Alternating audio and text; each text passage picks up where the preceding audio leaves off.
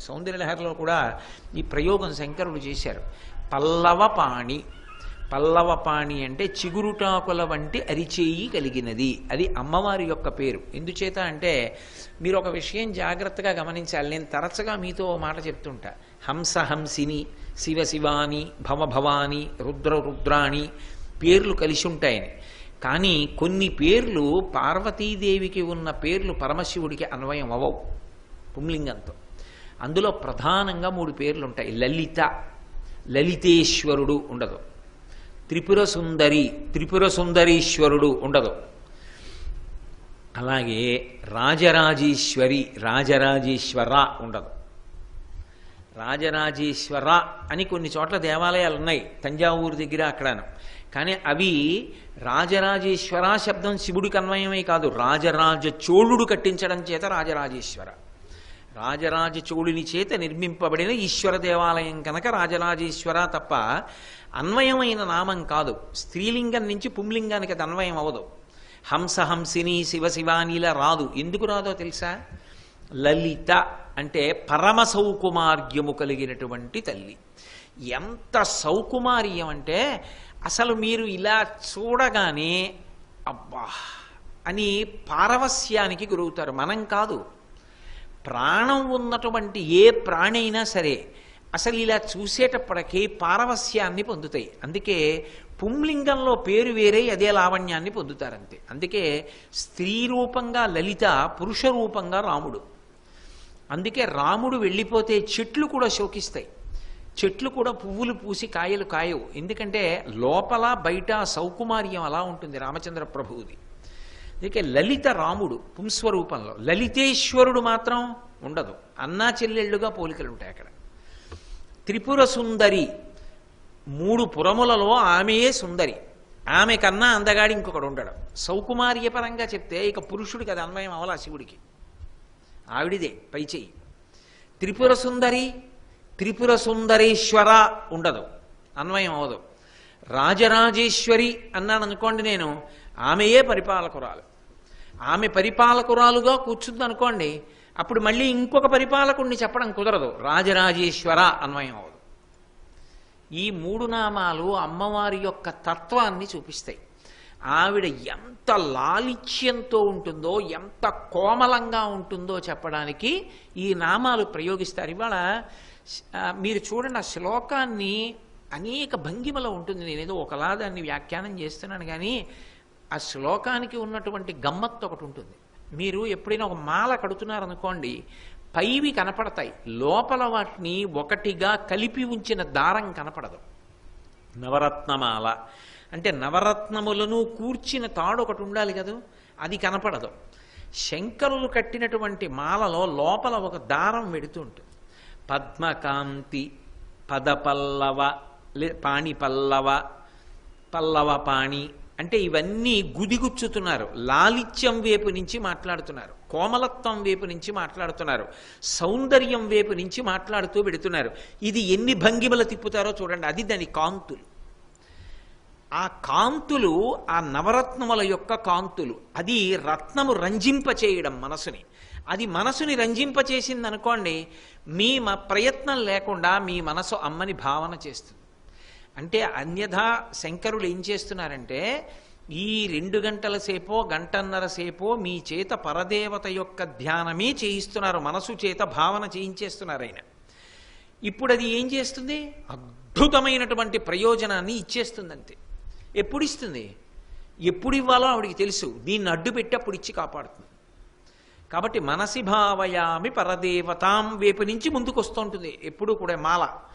కాబట్టి పద్మకాంతి, పద్మకాంతి, పద్మకాంతి పద పాణి పల్లవ, పల్లవ పాణి, చిగురుటాకుల వంటి చేతులు కలిగినటువంటి తల్లి. ఈ చిగురుటాకుల వంటి చేతులు కలిగి ఉండడం కోమలత్వం మీద శంకరాచార్యులు వారు కొంచెం ఇబ్బంది పడిపోయారు, తడబడిపోయారు సౌందర్యలహరిలో ఒక చోట.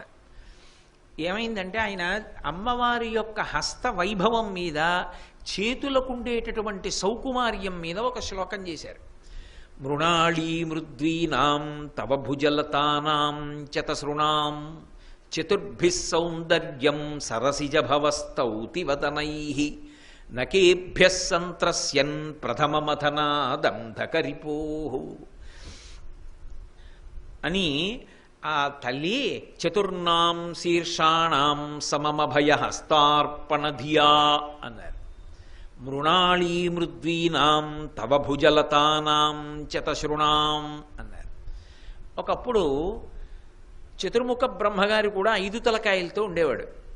5 తలకాయలతో ఉన్నటువంటి బ్రహ్మగారు పరమశివుడికి 5 తలకాయలే, నాకు 5 తలకాయలే, నాకన్నా ఆయన ఏ విధంగా అధికుడు అని అహంకారాన్ని పొందాడు. ఆయన అహంకారాన్ని పొందితే తలకాయల యొక్క లెక్క చేత నీవు నేను సమానమా అని 5 తలకాయలు ఉండడం ప్రమాదం వచ్చింది. దీనికి అహంకారం వచ్చింది. అహంకారం కన్నా ప్రమాదభరితమైనటువంటి విషయం ఇంకొకటి లేదు మనిషిని పాడు చేయడానికి. అందుకని ఈ అహంకారాన్ని తుంచేయాలి. తుంచేయాలంటే ఓ తలకాయ తగ్గిపోతే గొడవ ఉండదు. ఇంకా నేను ఆయన సమానమని లేనిపోయిన గొడవలకి రాడు, ప్రశాంతంగా పడుంటాడని ఆయన ఏం చేశాడంటే, అది శంకర భగవత్పాదుల యొక్క శ్లోక రచన వైచిత్రి. ఏం పెద్ద యుద్ధం చేయలేదు. ఏదో త్రిశూలం పట్టుకుని అట్టహాసం చేసి పెద్ద యుద్ధం చేసి 2 వైపులా సైన్యాలు పడిపోయి అవేం చేయలేదు.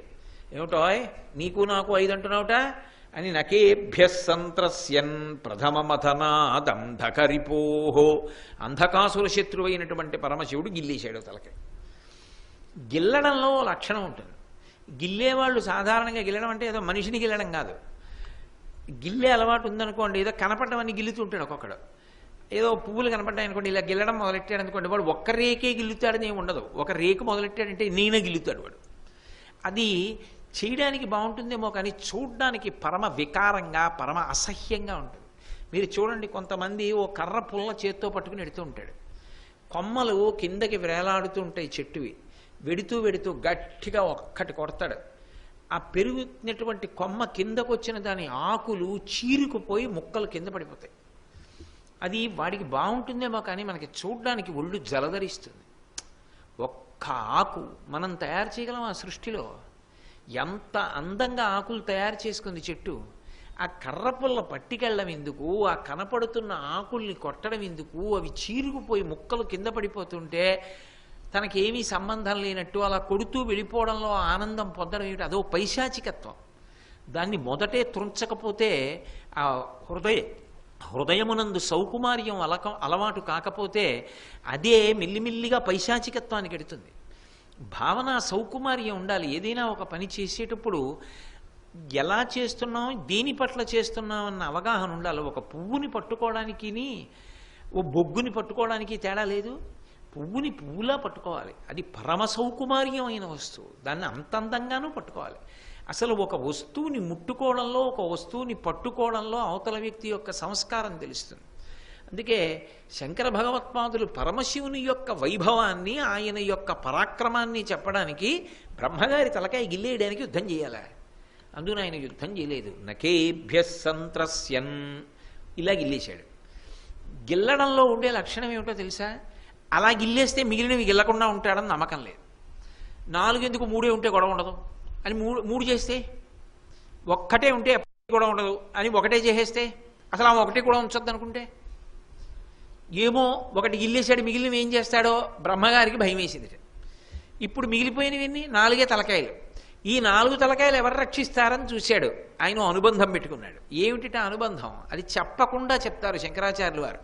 మృణాళీ మృద్వీనాం తవ భుజలతానాం చతసృణాం.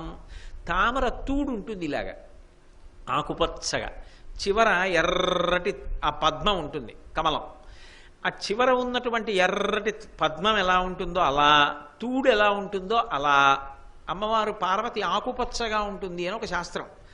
ఆ చెయ్యి ఆకుపచ్చగా ఉండి చెయ్యి ఎర్రగా ఉంది. ఈయన చూశాట బ్రహ్మగారు, ఒక తలకాయ గిల్లేశాడు కదూ, ఇలా శివుడు ఉన్నాడు, ఈ పక్కన పార్వతీదేవి ఉంది, ఆవిడికి 4 చేతులు ఉంటాయి కదా మరి.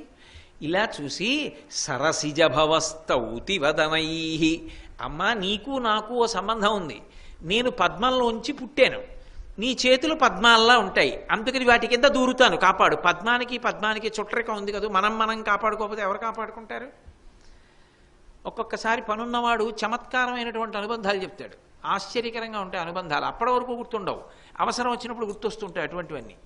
అలా బ్రహ్మగారు ఏం చేశారంటే మృణాళీ మృద్వీనాం తవ భుజలతానాం చతసృణాం, అమ్మవారి 4 చేతుల వంక చూసి, అమ్మ నేను పద్మంలోంచి పుట్టాను, విష్ణువు యొక్క నాభి నుంచి వచ్చినటువంటి పద్మంలోంచి పుట్టినవాడు కదైనా, అందుకని సరసిజభవ అన్నారు శంకర్లు. నీ చేతులు పద్మాల్లో ఉంటాయి, నేను పద్మంలోంచి పుట్టాను, మన ఇద్దరికీ ఓ అనుబంధం. అమ్మ నా తలకాయ గిల్లేశాడు, మిగిలినవి 4, ఈ 4 నీ 4 చేతుల కింద పెడుతున్నాయి, ఇక నువ్వు కాసుకో అని 4 చేతుల కింద 4 తలకాయలు పెట్టేట. చతుర్భిః సౌందర్యం సరసిజభవస్తౌతివతనై చతుర్నాం శీర్షాణం సమవభయ హస్తార్పణధియా.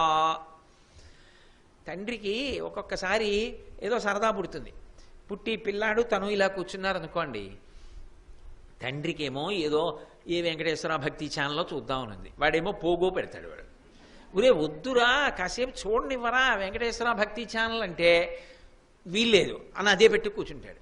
తండ్రికి కోపం వస్తుంది, కోపం వచ్చి గట్టిగా కొట్టలేడు, పిల్లాడు కదూ ఇలా గిల్లుతూ ఉంటాడు. వాడు ఇలా అని చూస్తూ ఉంటాడు. నాన్నగారు ఏమనగలడు, నాన్నగారండి అంటుంటాడు, మళ్ళీ ఇలా గిల్లు, నాన్నగారండి అంటుంటాడు. అంటే వాడిని చూడకుండా చేయాలి, తన్ని చూడనివ్వట్లేదు కదా. ఎంత తండ్రి అయినా అమర్షం ఒకటి ఉంటుంది కదా, మరి అది గిల్లుతూ ఉంటాడు. తండ్రిని కొడుకు చూస్తూ ఉంటాడు, తల్లి చూస్తుంది, ఓహో ఈయన గిల్లుతున్నాడని ఆవిడ ఏం చేస్తుందంటే వచ్చి లే అని తను కూర్చుని వాడిని ఎత్తి ఒళ్ళో కూర్చోబెట్టుకుని తన చెయ్యి అడ్డెడుతుంది, లేకపోతే పమిటి అడ్డెడుతుంది, పెట్టి ఊరుకోండి అని ఆ చెయ్యి తీసేస్తుంది. ఇప్పుడు తండ్రి గిల్లుదామన్నా ఈవిడ చెయ్యి అడ్డొస్తూ ఉంటుంది, అమ్మో ఎంత ప్రేమో కొడుకు మీద అని ఊరుకుంటాడు. అలా అమ్మవారు ఏం చేసిందిట, సమమభయ హస్తార్పణధియ, చాలండి గిల్లేశారు అని 4 తలకాయల మీద 4 పద్మాల లాంటి చేతులు పెట్టిందిట. పద్మసంభవుడు పద్మాల వంటి అమ్మవారి చేతుల కింద కూర్చున్నాడు. గిల్లుదామంటే అమ్మవారి చెయ్యి ఉంది, అది ఎటువంటి చెయ్యి, పల్లవపాణి చిగురుటాకుల్లా ఉంటాయి పద్మాల్లా చేతులు. చూశాట శంకరుడు, మోటగా తోసేయడం, దాని మించి గిల్లడం, గబుక్కున అమ్మవారికి తగిలితే అంత కోమలంగా ఉంటుంది కదూ అని వదిలేశాడు. అందుకని బ్రహ్మగారు 4 తలకాయలతో బతికిపోయాడు అన్నారు శంకరాచార్యులు. అంత కోమలంగా ఉంటాయి ఆవిడ చేతులని వర్ణించి ఆయన 4 కరుచుకున్నారు. అబ్బబ్బబ్బబ్బబ్బా అమ్మా చాలా పెద్ద పొరపాటు అయిపోయింది, మన్నించు.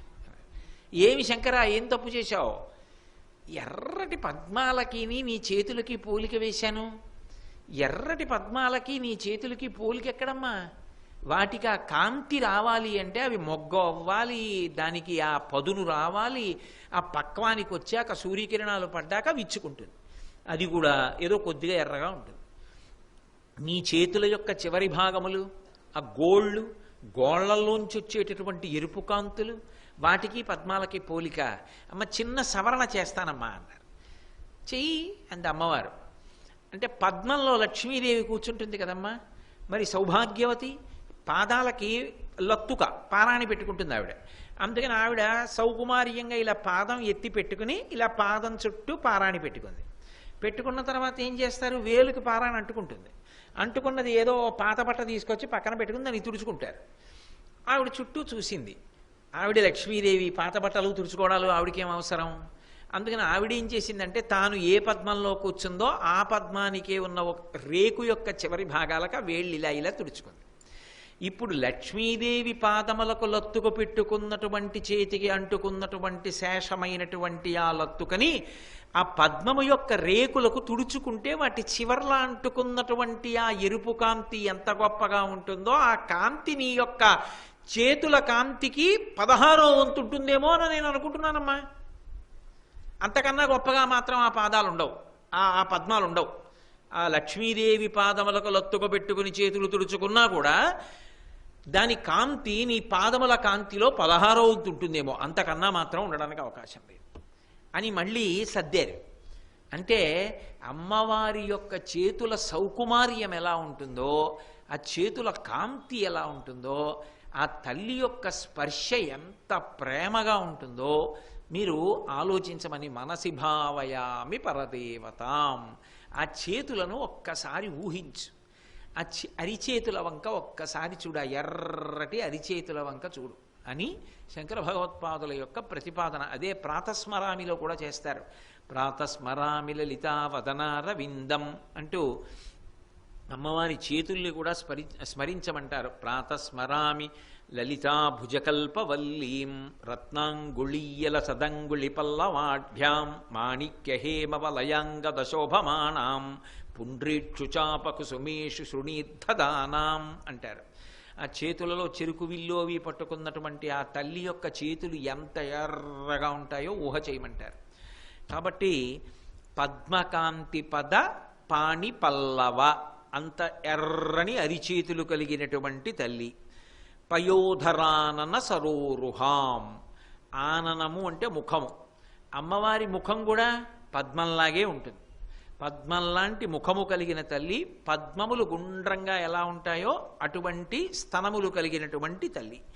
కాబట్టి ప్రథమ పాదంలో పద్మకాంతి పదపాణి పల్లవ పయోధరానన సరోరుహాం. ఇప్పుడు శంకరాచార్యులు వారు ఏం ప్రతిపాదిస్తున్నారు? అమ్మవారి యొక్క పాదములు పద్మములు, అమ్మవారి యొక్క ముఖము పద్మములు, అమ్మవారి యొక్క చేతులు చిగురుటాకులు. చిగురుటాకుల తర్వాత పద్మం ఉండే అవకాశం ఉంటుంది. పోని అక్కడ వరకు చెప్పిన వరకు చిగురుటాకులు. అమ్మవారి యొక్క స్తనములు పద్మములు, అంతా పద్మ సంబంధంగా చెప్పారు. చెప్పి రెండవ పాదంలో పద్మరాగమణి మేఖలా వలయ నీ విశోభిత నితంబినీం అంటారు.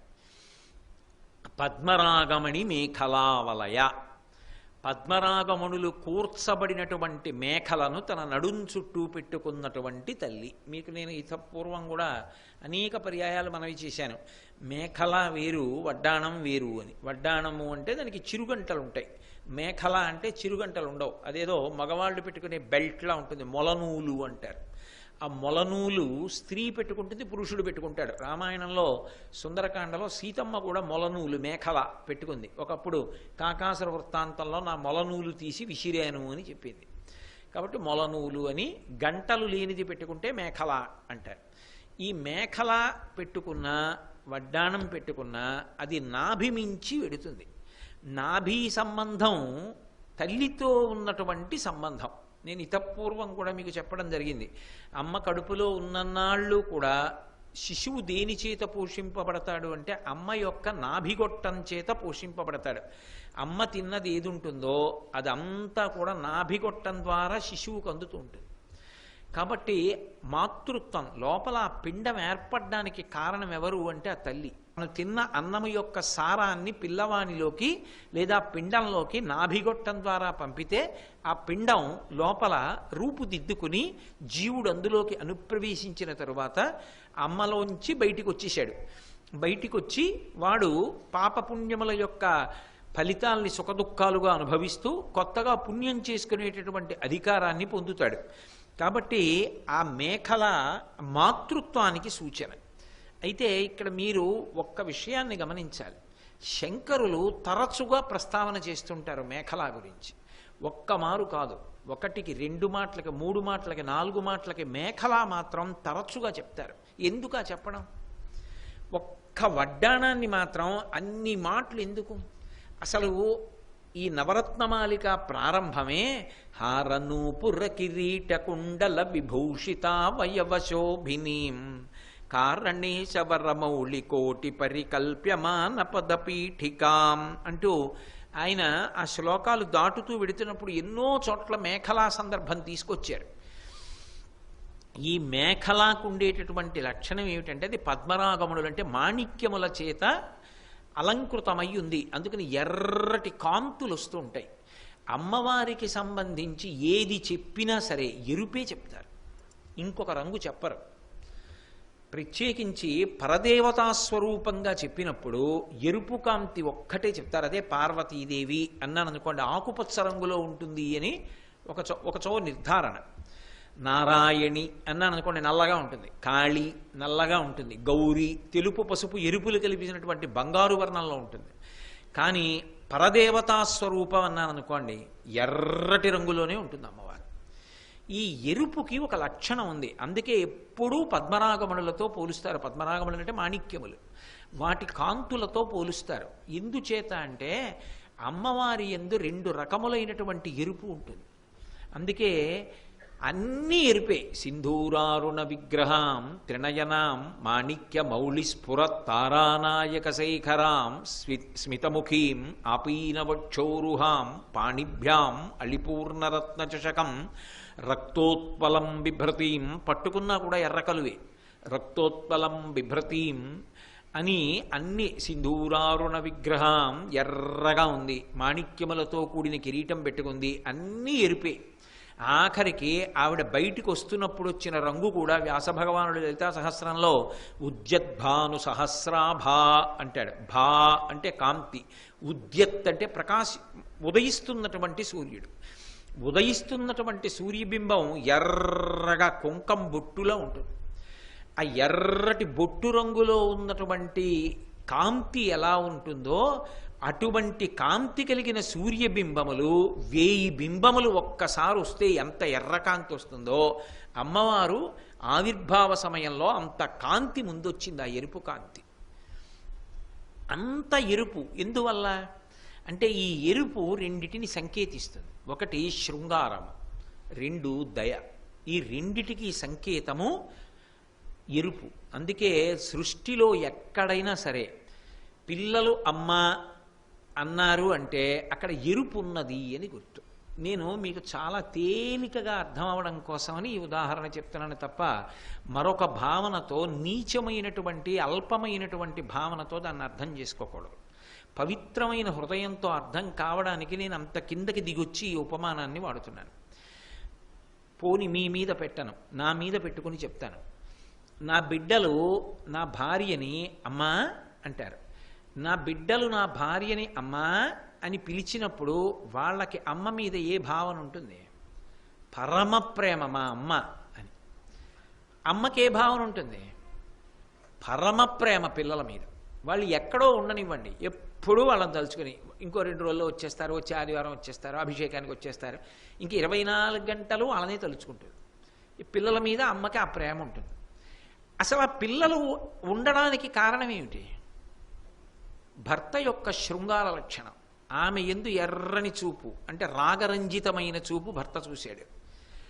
భార్య రాగరంజితమైన చూపు భర్తని చూసింది. ఇద్దరి మధ్య శృంగారం ఉంది. శృంగారాన్ని ఎరుపు చేత సంకేతిస్తారు. ఇద్దరి మధ్య శృంగారం ఉంది, ఎరుపు.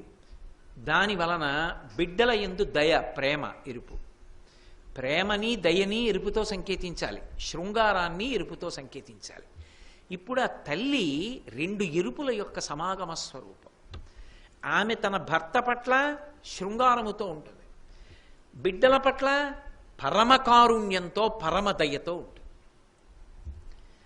ఇందువల్ల అంటారేమో అసలు పరమశివుడు కామమునకు విముఖుడు, కాముణ్ణి కాల్చేశాడు కదా, ఆయన తనలో తాను రమిస్తూ కూర్చుని ఉంటాడు పరబ్రహ్మంగా. అటువంటి వాణ్ణి తండ్రిగా తీసుకొచ్చి పక్కన, మనకి తండ్రిగా తీసుకొచ్చి తన పక్కన కూర్చోపెట్టుకుని ఆయన చేత మంగళసూత్రం కట్టించుకుని మనకందరికీ కూడా ఆవిడ జన్మనిచ్చి శరీరాలు ఇచ్చింది. మనకి శరీరాలు ఇవ్వడంలో ఆవిడ దయ. ఆమె అలా ఆయన పక్కన కూర్చోవడంలో ఆమెకి ఆయన భార్యగా ఆయన పట్ల శృంగారం, ఆయనకు ఆమె పట్ల శృంగారం, మన పట్ల తండ్రిగా ప్రేమ. ఇది అమ్మ యొక్క ఎరుపు. అసలు తండ్రిని తెచ్చి అందించింది. ఎందుకంటే లోకంలో తండ్రిని పరిచయం చెయ్యాలి అంటే అది అమ్మ ఒక్కతే చేస్తుంది. మొదట్లో బిడ్డడికి ఎవరు తెలుసు? అమ్మ ఒక్కతే తెలుసు. ఈమె నాకు సర్వస్వం, పాలిచ్చింది, నాకు ధైర్యం చెప్పింది, నా వీపు మీద జోలపాడింది అని వాడు అమ్మ అన్నీ అనుకుంటాడు. కానీ ఆ అమ్మ అంటుంది, అమ్మ నువ్వు అను, నాన్నగారు మీరను. ఎందుకో తెలుసా? నేను నా తోడ పుట్టిన వాళ్ళని అందరినీ నువ్వు అంటాను, భర్త నాకు సర్వస్వమైన నువ్వు అన్నా, మీరంటాను. ఎందుకు ఆ గౌరవం? అంతా సర్వస్వం అయినప్పుడు నువ్వు అనకూడదా? అనదు. ఎందుకనంటే భర్త గురువు, భర్త దైవం. అందుకని గౌరవిస్తుంది భారతీయ స్త్రీ. అది సంస్కారం. అనకూడదా అంటే గురువుగారిని పట్టుకుని ఒరేయ్ అంటావా? ఎందుకనవు? ఏం గురువుగారండి అని ఎందుకంటావు? ఓయ్ గురువు ఇలారా అని ఎందుకనవు? అదేం మాటయా? గురువుగారిని గురువుగారు అని అనాలి, అది మర్యాద అని ఎలా అంటావో భర్త పట్ల ఆ మర్యాద ఉండడం భారతీయ సంప్రదాయం. అలాగే భర్త అంటే దైవం. పురుషుడు పూజ చేశాడు అనుకోండి, త్రికరణ శుద్ధిగా భావన చేసి పూజ చేస్తే అందుతుంది. నేను ఆచమనీయం సమర్పయామి అన్నాను అనుకోండి, నేను మనసులో పార్వతీ పరమేశ్వరులు ఆచమనీయం తీసుకుంటున్నారన్న భావనతో ఉద్ధరిడితో నీళ్లు పోస్తే అందుతుంది. లేకపోతే అది యాంత్రికమవుతుంది. తంతు అంటారు, తంతుగా తీసేస్తారు దాన్ని పూజలు. అదే నేను ఆచమనీయం చేస్తున్నప్పుడు నా చేతిలో నా భార్య 3 మాటలు ఆచమనీయం వేసిందనుకోండి, ఎడం చేత్తో వేసుకోవడం ఎందుకు? ధర్మపత్ని ఉన్నప్పుడు ఆమె నాకు కుడి చేత్తో నా కుడి చేతిలో వేసింది. ఆమె నా కుడి చేతిలో వేసిన ఆచమనీయాన్ని శాస్త్రం ఏమంటుందంటే పరమేశ్వరుడికి ఇచ్చిన ఆచమనీయమే. ఆమె నాకు పలహారం పెట్టిందనుకోండి, అది భగవంతుడికి చేసిన బాలభోగం. అది నాకు భోజనం పెట్టిందనుకోండి, అది పరమేశ్వరుడికి పెట్టిన మహానైవేద్యం. అది నేను పడుకున్నప్పుడు కాళ్ళు పట్టిందనుకోండి, ఈశ్వరుడికి చేసిన పాద సంవాహనం. అది పాట పాడిందనుకోండి, ఈశ్వరుడికి చేసినటువంటి గీతాలాపన. అది ఏది నాకు చేసిందో అవన్నీ పరమేశ్వరుడికే చేసినట్టు లెక్కలో వేస్తారు. నేనేదైనా చేస్తే త్రికరణ శుద్ధిగా చేస్తేనే, మనస్సు వాక్కు కాయము ఏకీకృతమైతేనే ఆ ఉపచారం ఈశ్వరుడికి అందుతుంది. అందుకని ఆమె చేసినవి భగవంతుడికి చేసినట్లుగా భావన చెయ్యబడి అంత పుణ్యాన్ని పొందుతున్నప్పుడు ఆయన్ని గౌరవవాచకంతో పిలుస్తారా, పిలవరా? మా నాన్నగారు ఎలాంటి వారు అన్నదాన్ని బట్టి కాదు గౌరవం. ఆయన మా నాన్నగారు, నేను గౌరవించాలంతే. మా నాన్నగారికి నాకన్నా మా తమ్ముడు ఇష్టం అండి, నేను ఎందుకండి గౌరవించడం అన్న మాట ఉండదు. నీ జన్మకు ఆయన హేతువు, ఆయన పరదైవం కాబట్టి గౌరవించాలి. శ్రీ ఉమామహేశ్వర పరబ్రహ్మార్పణమస్తు. స్వస్తి.